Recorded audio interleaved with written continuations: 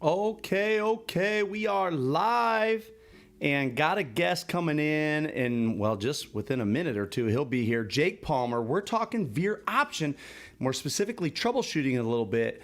There'll be about a half an hour conversation. Again, we're live. But from there, then we're going to show right after that. So that'll be about 30 minutes. And then we're showing Brad Seberg's Cary Grove's triple option. Cary Grove's one of Illinois' top veer option teams and one of their top flexbone teams has been over the past 20 years, honestly. There is one of their conference rivals actually kind of starting to compete with them for that spot. And maybe has taken over in the last 5 years as the top team in Illinois for a flexbone team. Although it's close. It's close. But Cary Grove, Prairie Ridge, there's a lot of course, schools all over the nation that are going to play flexbone. And Cary Grove is one of them that does it best. And one of these, the video you're going to see tonight, which is on our online clinic, is absolutely incredible. So I hope that you enjoy it. It's option night. Option Hangout. Got Jake Palmer coming in. If you happen to have any questions, we're talking veer options specifically tonight and keeping it alive. But Jake Palmer out of Fisher, Illinois, who's doing an incredible job, young coach with a great head on his shoulders, is in the house tonight. It looks like I got to admit, Jake, here he is. Here he comes. So welcome if you're just getting here. My name's Nate. I'm a high school football coach here in Illinois, and I run Chief Pigskin, which is an online football clinic. Welcome, Jake Palmer. Hopefully you're starting to hear us. Can you hear me? Yeah, what's up, Coach? Yes, rocking the Bunnies gear. Let's see it. Yeah, man. Yeah, I got the man, today. Yeah. That's a good look, man. So just getting things rolling. I'm gonna go tweet that we are live now. Let me go get this link tweeted out. Cool. Just told the guys in the chat, or the guys that were live, now there might be one or two guys watching, that tonight we're talking veer option. Okay. And right after your video, we are showing Brad Seberg's triple option video. Nice. I'll be watching that myself. So out of Cary Grove. I'm excited for that. All right, so I'm gonna grab this link. Ooh, that's odd. There we go. So everybody, pardon me, be patient while I share this. Copy this link, and I want to let everybody know on Twitter that we are live. Here we go. Just takes a second. I always hate this dead time. Coach, are the Bunnies in school? You guys going to school in person? we are in school, Coach, but actually I am not in school. I'm currently on quarantine. My wife is a Carl ER nurse here in town. Yeah. And, was diagnosed positive the other day, so she just went back to work, but I'm actually quarantined 2 more weeks, so I'm not back till September 29th. So did this just start? It started last Tuesday, so I haven't been back to work since Tuesday. Oh my goodness. Crazy. It's not any fun, let me tell you. So how is she? Is she feeling okay? Good. We're both healthy. I've tested negative. Since she tested positive, I've tested negative twice.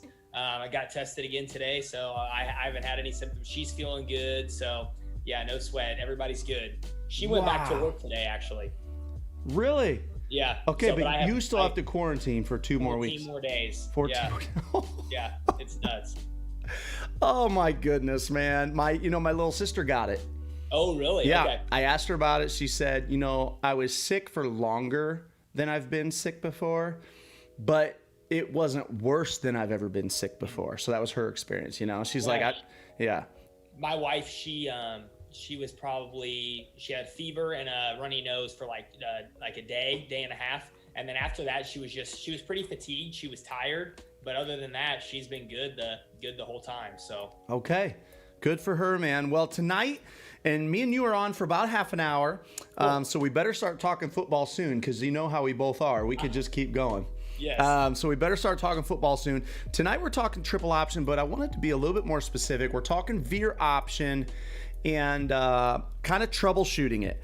Right following Coach Palmer's video, I'll be sharing one of our top videos, triple option videos from our site, from one of Illinois' top flexbone guys, which is Brad Seberg out of Cary Grove. And Cary Grove, Prairie Ridge, man, these schools are running triple option at just an incredible clip. If you're here watching, would you let us know that you're here? Let us know where you're from. If you have any questions, don't hesitate to shoot them out. If you have comments or you want to answer yourself within the chat, don't hesitate to do that either. I've been going live like crazy Monday through Thursday nights. Just keep doing it. You know, I'm teaching during the day, and I'm driving my butt over here to Champaign at night to do this. I just want to keep pushing this out. I want people to see what we've been up to for the last 3 years. I think our online clinic is incredible and has some incredible resources. So I just keep pushing this out. So if you're an option guy, I think you're going to get something out of tonight, certainly. And let's go ahead and dive in. So here's where my question starts, Jake. When you talk to any defensive coach, anyone, right? And you have your answer for triple option. You have it because you have to, right? As a defensive coach, right. As a coach, you have to have your answer for triple, okay? When he down blocks, I'm squeezing hard.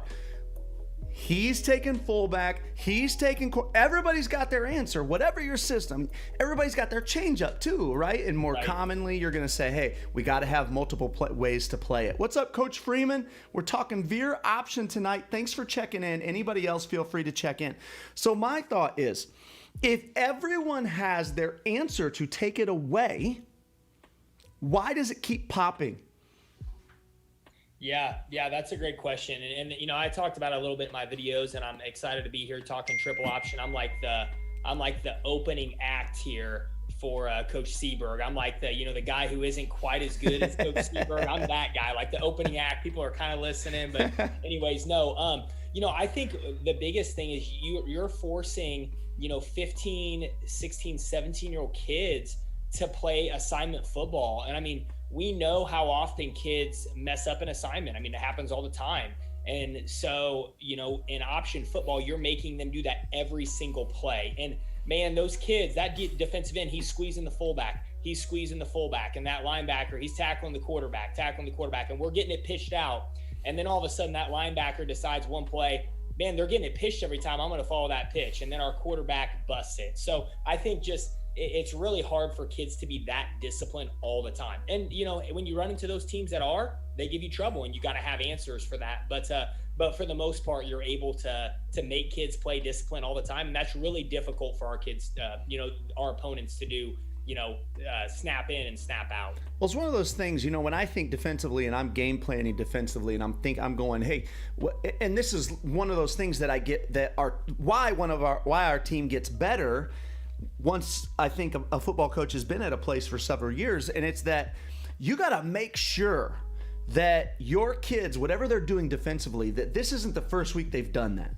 Right. So if whatever you're doing defensively, if this is the first week they've done that, your chances of success are just not as high, right? So I think that's why it's so important. If you have a triple team on your schedule, you got to find a way to rep this. Well, of course, a lot in the summer. But I wonder if maybe you got to find a way on Mondays to just 10 minutes, right? 10 minutes Mondays. We got to see this. We got to see it repeatedly. If Fisher's on my schedule, man, we got to see it. I can't wait till Monday that we play you to see it, because you're right. Now that's when odds of screwing up go up. Right. And Coach, to add to that, I think that's the other thing is when we scout team, it is very difficult to simulate what triple option looks like and how fast it hits. We played a team that was significantly better than us in the playoffs 2 years ago, and we run Midline the first series, and it pops for a 60-yard touchdown. Our quarterback pulls it. We end up pinning a linebacker down who shouldn't have been there. And it's just one of those things, they just weren't prepared. Then all of a sudden they settled in. They figured out, oh, hey, this is my job. And then they did a nice job from there. But it's just very difficult to replicate that from a scout team standpoint. No, you're right. Well, we were talking on just a touch option last night with Coach Quiroga, and Quiroga's in the house tonight. Welcome, Quiroga. Welcome, Eddings again. Welcome, Jerry Payne out of Charleston. So, Coach, so that you know, we got Lucas Freeman out of Minnesota in the house tonight, Quiroga out of Chicago, Eddings out of Orange County, California. Okay. And I said Quiroga already, so that's who we got in the house right now. Coach Q and I got to hook up because he's been messaging me on Twitter, and we got to hook up here one of these nights, Coach. I'd love to get on. He does that Friday night chats, and you got to get on there, dude. He pulls in big dudes. I got to get on there. You got to get on. Keep sending Coach Palmer that invite, and Quiroga. At some point, you got to give Palmer the mic too. This young cat is good. We got more guys in the house, man. If you're watching, check in. Let us know where you're watching from. Tonight's a triple option focus night. I got a triple option guy in the house who's doing it really well, guys, at a really high level. He coaches at a tiny school here in Central Illinois. But I wish that you could, without boring you, what I'm going to tell you is that this guy, Jake Palmer, who I'm talking to right now, is getting a ton of mileage out of what he's got. And credit to a million things, but one of those things has to be how well you're executing offensively. So we're talking veer. We talked about why veer, everybody's got their answer, but it continues to be difficult. So tell me, now that I'm playing a team, right? Here comes week X, and we're playing so-and-so, and dude over there who I'm coaching against, he's a dude too, like he's an incredible coach. And they are squeezing the down. They are taking away my quarterback. What is the first, right? Because, I'm huge on if-thens. If they this, then we this, right? So, but I haven't lived in the option world a lot. So what is the first place your brain goes when you would go, okay, we're playing so-and-so. They're incredibly disciplined. In order to keep our stuff alive, we're going to have to, how's that conversation start? Yeah. And so that's what you have to do, in my opinion, is try to make those guys wrong. You have to make, especially what we call those edge defenders, those guys who are quarterback responsible, you gotta make their mind go crazy, and you have to make sure that their coach is trying to make them do things that they can't possibly do. So like right now, you're talking about like getting a hard squeeze from a 5, and then like, let's say we're getting like a traditional 4-4. Like if we're getting a hard squeeze from a 5, and that outside linebacker, he's disciplined, he's taking quarterback every time. So in that situation, I'm going to bring my tight end over, and most likely that safety's probably running that alley hard for pitch, right? So in that situation, I'm going to bring my tight end over. We're going to probably base block. Hold on a sec, Coach. Hold on a sec. I'm sorry. Because I'm not hearing what you're saying, because somebody in the chat just told me that it's skipping. So if you guys could, in the chat, if you could refresh and let me know if we're still skipping, because on my end, I know we're clean. I see really good internet. Coach and I's conversation is really clean connection. Even on my OBS, which is my broadcasting server, it shows my internet is really high. So I'm curious, could anybody else let us know if we are having some problems? I just slowed Coach down so that he could kind of start from scratch on that thought, but I want to, before we move on, I want to know that we got good sound. So if you guys in the chat could let us know. Quiroga told us that it's skipping pretty bad. How about for everyone else? Are you getting good connection, or are we still skipping? Please let us know. Let me in. I just put it on my iPhone. Try that. My phone's better than my computer, so try let me in. I think I don't think it's you though, Coach. I think there's something going on.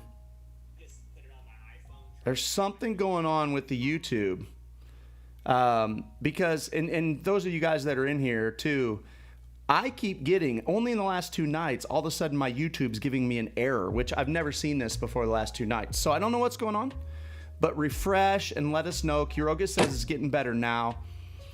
Is there anybody else that could let us know if you've had any problems with the chat or with the feed? If you could let us know, we'd really appreciate it. We're just going to kind of slow down here for a second until we hear from more guys. Quiroga says it's getting better, but you haven't had any problems yet, Palmer, right? No, it's clean for me here. I'm hearing you, clean as a whistle. So. More guys. Quiroga says it's getting better, but you haven't had any problems yet, Palmer, right? No, man. It's clean for me here. I'm hearing you. Okay. Well, I haven't heard from in the chat from anybody else. If you guys don't mind refreshing, if you have any problems with the feed at all, refresh. Things have been a little funny lately, and I cannot seem to figure out why. Because everything on my end looks so good. All my connections are really good. So we're going to go ahead and move on. As we were saying, when you do see a team that is very well disciplined, and they're squeezing the down and they're disciplined with the quarterback, where does your brain go to first? What are we going to need to do to keep veer option alive? Yeah, so what you have to do is you have to take that discipline and almost use it against them to an extent. So like if we have like a 5 technique who's squeezing hard, which is what we see every single week. So 5 techniques squeezing hard, and let's say they got a 4-4, we got a outside backer who's really committing to the quarterback. He sees that tackle veer, he's immediately going to our quarterback. So at that point, we have to make them wrong. Safeties run the alley. I'm going to bring that tight end in. I may go, heavy right with the tight end, wide receiver on the same side. And we have a tag in our triple option series where we take that tight end and he's going to block the pitch key out. Okay. Does that make sense? So we're going to base we're going to base that pitch key out, and then our quarterback should be right up in the alley, basically running right where that safety just left from. And, maybe not a huge gain, but we're making them play it honest. And so you're anticipating it going out to the third level because they're squeezing it so hard? Right. So what we're going to do is instead of, pitching off of that outside backer, which normally we're going to do, we're going to deal it. And we have safeties who run that alley so hard and come up and make the tackle. So if we know, hey, that safety is going to run the alley, then what we're going to do is we're going to base that outside backer out with our tight end, whether he's walked up, whether he's, 3x4 or whatever he is off the line of scrimmage. We're going to base that cat. And then all of a sudden there isn't a pitch. Like when we tag that, there is no pitch option. It's just, it's, inside veer, but it's a quarterback keeper tag. And we're still going to read the 5 tech or the 4 tech and adjust from there. But if the quarterback keeps it, he's getting up in the alley. Okay, so that's one adjustment. You're thinking these guys are really squeezing it hard. How else can you use that discipline against them? In that set? Yeah, I mean in general. No, it doesn't have to be that set. In general, you're thinking, I got a super disciplined team. Here's how I'm thinking about attacking. Obviously, you got to have more up your sleeve than just bringing a tight end in and kicking out the pitch key. Yeah, so for us, and it's also a formational thing too. We're gonna see, okay, what happens if we put, like, we do play a lot of 2 wide receivers. What if we put 2 wide receivers out there, right? Are they gonna move that guy out where maybe our quarterback can get up in the alley or have longer to read that pitch guy? So formationally is another thing that we really try to go to and see, okay, how can we try to dictate to the defense in that way? For us, and here's the deal, Nate, and this is what I don't know if it's right or it's wrong, but for me, I don't have to run triple against every defense. Like, there are weeks that I'm going to run triple as 50% of my offensive plays, and there are weeks that it's going to be 20%. Like, if you want to stop triple, you're giving us other things. So what are we giving you? If we want to stop triple, what are we giving you? Right. And so it depends on the defense, but one thing that comes to mind is we'll see a lot of 3-3 teams, right? So stack teams, that's what we run, right? We'd walk up that backer. That would be our rule. So if we're going to walk up that backer, and we see a lot of teams that'll squeeze that 4 hard, and then they squeeze that 9 tech stand up backer really hard, and that's a challenge because our quarterback's pulling it, and then all of a sudden, bang, he's got to get rid of it, and that's hard for a high school kid to do. So again, what we have to do is we got to make sure that guy, that outside backer who that coach has been telling, squeeze hard, and we have to make him wrong. So a couple things that we're going to do, again, formationally, I'm going to bring that tight end in, okay? Bring that tight end again, probably go heavy right, tight end, wide receiver out, and maybe even flex my slot back out there to see hey, is he going to follow him? Is he going to widen out? If not, can we throw screen? Can we throw quick game? That kind of thing. And the other thing is if they're doing that, we had a couple teams that we played this year, they walked that 9 technique down, and what we did is we just ran a quick release with that play side halfback. I know you've seen that in the clinic video, and now all of a sudden that guy, he can't squeeze and play the flats. Do you see what I'm saying? So you've got to make him and put him in a dilemma where coach is saying you got to squeeze. Well, coach, he just ran out in the flats, and that's my job too. So you just have to try to make those kids' heads kind of spin to a certain extent. If and then another answer, in 4-3 teams, we'll have 5 techniques that squeeze really hard, squeeze and scrape, right? That's a pretty common thing. So when we see that, we're going to zone dive the heck out of teams. I mean, we're going to, instead of, load blocking with our halfback, we're going to insert our halfback inside the tackle. We're going to run the same motion. It's going to look identical, but we're going to base block our read technique, our dive key rather, and get it off to our fullback for 4 and 5 yards, and then all of a sudden, then that, linebacker, he starts wanting to stick his nose in there. And that's when we start getting back to inside veer. So it's all about creating confusion and making those kids, discipline is a really good thing. I think every coach would agree they'd rather have teams that are disciplined, but you can use that against some teams, I really believe. Well, we got somebody in the chat. Kiroga says, $1 million question. How are you attacking the odd stack? Also, he says, do you coach a quick pull pitch if number 2 is coming hard, or do you actually attempt to read him? So you may have actually already answered the one about how you're attacking the odd stack, but do you coach a quick pull and pitch if number 2 is coming hard, or do you actually attempt to read him? Yeah, we are. I mean, our quarterback, so our rule, Coach Q, is that we tell our quarterback if your read guy is fast at you, you're slow, right? Like, you're being patient. You're not in a rush to run right at him. So you're patient, and he's probably getting there quick, and then we're going to try to deal it. And then, on the flip side, if you got like a guy who's like a 4-4 backer and he's off the line of scrimmage, he's probably playing a little bit more slow. We're going to attack that guy. So if he's slow, our quarterback's fast. If that pitch key is fast, our quarterback's slow and a little bit more patient. But yeah, we are going to try to get that dealt, and we're going to do some things. I mean, we're going to run that quick out. I mean, that quick out, Coach Alball, won us. I mean, it won us a game, because this year they were killing triple, and then all of a sudden we started running that, and then my quarterback went for a 93-yard touchdown in the fourth quarter because that kid stuck his nose wide where he shouldn't have, because he was worried about that play, and our quarterback was right up inside of him. So as far as the odd stack, if we're talking 3-3 with those walked up backers, we played the runner up this year. We played him in the second round of the playoffs. Great team, Central A&M, and they put it on us, but we scored more than anybody had all year except the state title game. And if they come up in the odd stack, I'm going to thank them.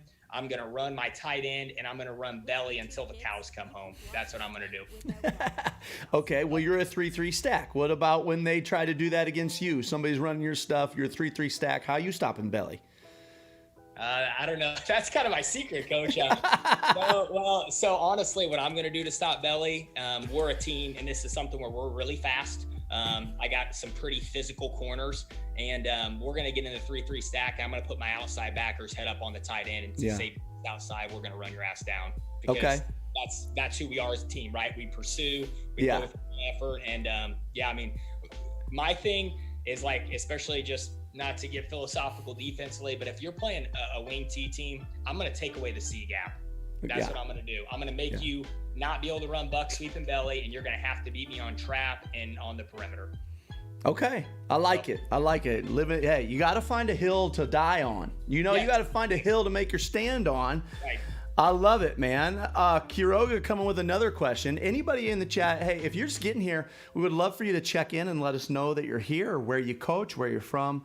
Would love to hear from you. We are live right now. I'm in downtown Champaign. Actually, Palmer's in downtown Champaign. Coach, he lives down here. I'm only a couple blocks away, man. I know. Like 2 blocks away, seriously. So he lives right here near my office, but he teaches up the road, 20 minutes away. Administrator, actually, principal, right?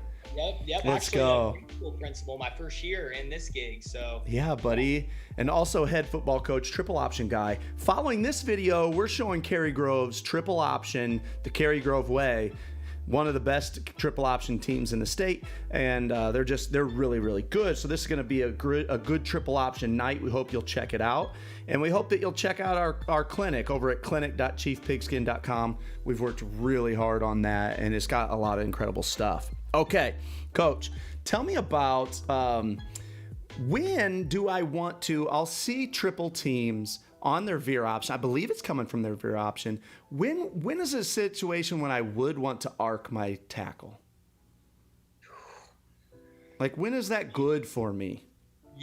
Coach, that's hard for me. We don't do that. We just feel like like you're giving up too much as far as getting your fullback killed. Okay. You know, and we're a team that plays a smaller fullback. It's not a bruiser, so we don't arc typically. We're gonna try the inside veer every time. If we feel like, you know, we've had a couple game plans where in the past we've been playing that odd stack and we've tried to arc him, and it just hasn't worked out well for us. So I wish I had an answer for you. Okay. If we're having to arc that kid, we're small school guys, and it's kind of not what we do. We're pretty limited on that. And coach, one thing that I would love to just share, if we have any belly teams out there, because sometimes you're playing like that 4 technique to the strong side is usually a dude, right? Like he's tough to down block with your tight end. So in the playoffs this year, we installed a tight end trade. And so we came up to the line and we traded our tight end, and now all of a sudden you're running at the weak side. So we'd go ready and everybody gets in their stance, but your tight end runs across the formation, gets set, and then we're off. And I mean, you're running belly to the weak side stack backer in the weak side 4 technique. If your tight end can't down block that dude, you got to find a new tight end. Or don't run belly. Yeah, exactly. If the tight end can't down block them, then you're probably not going to have much success on belly no matter what the front is. Well, Quiroga also asked, do you ever outside loop? Oh, wait, he's got 2 questions here. All right. Hey, if you're just getting here, I see we got more and more guys watching. We'd love to have you check in and let us know where you're watching from. Just talking triple option tonight. Martin Quiroga asks, are you attacking the inside or outside shoulder of the pitch key? Yeah. Great question, Coach Q. I coach my quarterbacks, and I'm pretty passionate about coaching quarterbacks. The reason we run option is because I played in the option system in high school, and we attack that inside shoulder. We just feel like it gives us a little bit more decisive read. We want to make that outside backer make a decision and not allow him to play games. And if we're attacking that outside shoulder, we feel like it kind of stretches triple, which isn't necessarily what we want. And you know, for my scheme, guys, I mean, we're a small school. My fullback and my quarterback are my best 2 dudes, right? Like, I was thinking about it today, you know, how do I get the ball to my halfbacks? And I don't get the ball to my halfbacks a whole lot aside from counter and then in our passing game. And here's the thing. How many teams are really worried about getting it to their 3rd and 4th best running back? Not many, right? Like, that's how, so we're a team, like we don't really try, you know, we do, you know, get the ball dealt and get the ball pitched, but that's something we got to get better at, is getting it pitched. But yeah, we're going to attack that inside shoulder because we want to make that outside backer be really decisive, Coach. I like that. Now, how much is, like, when do you, in your opinion, when do you feel like midline's going to be good for you on a certain night? Is there a certain thing that they're doing? Like, what is it about midline that you could go into a game going, I think midline's going to be good for us? Nate, to be honest with you, we've struggled with midline this last year. For us, number one, I feel like your tackle's got to be solid. Your tackle's got to be able to base block that guy. So if we feel like we can base block that 5 tech, we're feeling good about midline. But here's the problem, right? And teams gear up to do everything they can to stop inside veer. So all those 5 techniques are squeezing, which makes that really hard for our tackle. So for us, it's kind of pick your poison. You know, if you're really trying to stop inside veer, you know, midline struggles as well. And so we haven't had good tackles, and the better tackles that we have, if they can base block out. I mean, I love midline, especially when, you know, that 3 technique squeezing, you feel like you can base the 5, and then you can get that twirl motion in there. Actually, Coach Seberg has some awesome stuff on twirl motion. Something that I picked up is that they don't ever approach the line of scrimmage until the ball's snapped. So that's something we're looking to incorporate this year that I picked up from one of his videos this offseason. So, yeah, I mean, midline's great if your quarterback's the dude who you want carrying the ball to, in my opinion. But if I feel like we're going to get a really good double on that backside 1, like if I feel like that 1 is not very good, we're going to run midline, and then we got to make sure that we can base block that 5 technique out. So to me, Coach, it's really more about the dudes up front than it is, and, you know, their ability level than it is, you know, the guys we have in the backfield. We've had a lot of teams, Coach, that have run double 2 techniques on us the last couple of years, and because we were a really strong midline team the 2 years prior to this year. But, you know, and double twos ate us up. But then all of a sudden I figured out you just put in a tight end and you run belly and you thank them for giving you all the angles. Just trying to get a little better every year. So coach was asking, do you ever outside loop the tackle? I think I already asked that for you. Yeah, on inside veer. Coach, inside veer to a 4. Yeah, well, Coach Q, we are going to tell our tackles. I mean, we are skimming that dude hard. I mean, we are really trying to get it across his face. I saw you had a question about midline triple there. We have dabbled in midline triple. Again, we're just a small school. We just don't have that. That's not what we prioritize. We're not able to really get that in. We tried a little bit last year, and actually, Coach Q, we did arc on midline triple when we worked on that, but we didn't have much success for it in a game. That was something that I felt like your play side halfback had to be a really excellent blocker out in the alley, and we just didn't quite have the time to coach it with all of our guys playing both ways. But yeah, midline triple is an amazing play. I've wanted to get it in so bad, but just the investment, we don't have the time. Well, you guys are watching Triple Option Hangout Night. Want to say thank you to all you guys who have joined us. We got Coach Jake Palmer in the house out of Fisher, Illinois. If you're in the house, we would love for you to check in. This will be the last time I ask you that. But we got like 2 or 3 minutes left with you, Coach Palmer, so we're going to kind of close things down. But after this, we've got a great clinic coming on from the online clinic. It's live there, clinic.chiefpigskin.com. Always available there for our members. We want to ask you guys to check it out if you get a chance. But this has been Triple Option Night. Hope you guys have enjoyed, and I hope you enjoy the video to follow. But before we sign off, Coach, so day one, when everybody's coming in for football at Fisher, is it veer first? Yeah, absolutely. We're actually I had a thing on my notes here that I wrote down, and it says overarching thoughts, and it says inside veer is our number one play. I mean, everything that we do is based off of inside veer. So our whole offense, and there are years that we haven't been great at, inside veer is what we call triple. There are years that we haven't been great at triple, but it's the basis of everything that we do. So we install that first, and then everything works off of that. Our play action game works off of that. Our zone dive obviously works off the same motions and the same action. So we really base everything that we do off of inside veer. Okay, man. All right. Hey, any other thoughts before we let you go? Really appreciate your time. Yeah, Coach. Honestly, and I try to, if I'm an evangelist in any form for the triple option, I would tell you guys, and where I feel like it's put us over the top, and I talk a little bit about in my videos, but like we run our kind of what I would call like our big 4 run plays: inside veer, midline, belly, and zone dive. And all of our next best plays, they're not complimentary run plays, they're pass plays. And these guys, these option coaches, and I get it, like I love to be able to run in a 9-man box and flip the double birds and pound it. I love that, right? But it also comes a point, like if they're giving you a 9-man box, you got to be able to throw the ball. And so invest in throwing the ball, spend time. You have to spend time, practicing it with your cues. You got to teach mechanics. You got to teach footwork. You got to make sure timing's good and invest in that, because I feel like the miles that you get out of that is going to get you so much more than, adding in your 5th best run play or your 6th and 7th best run play. Now, do we have those plays? Yeah, we do. But we get a lot more miles and a lot more yardage out of throwing the football. We threw for 1,000 yards in the last 3 years. I mean, not a lot of option teams do that. Mm-hmm. So I think it's really important. And that's what I would kind of stress to these option coaches. And I love it, man. Thanks for having me, Coach. Watch Coach Seberg's stuff, man. Like I said, I'm the opening act. He's the main event. So his stuff's great. I've watched it. It's excellent. So any of you option guys want to take it a step further, he's got a ton of great ideas. Well, Jake, really appreciate your time. All you guys over here, that's right, Quiroga gives you a shout out. Best helmets in the state. That's been official. It's official. Best helmets in the state. And I'm going to switch this over once we say goodbye to Jake here, and we're going to play that video from the online clinic. As we switch over, I'm going to turn off the music from the intro music to that video, so it'll be silent.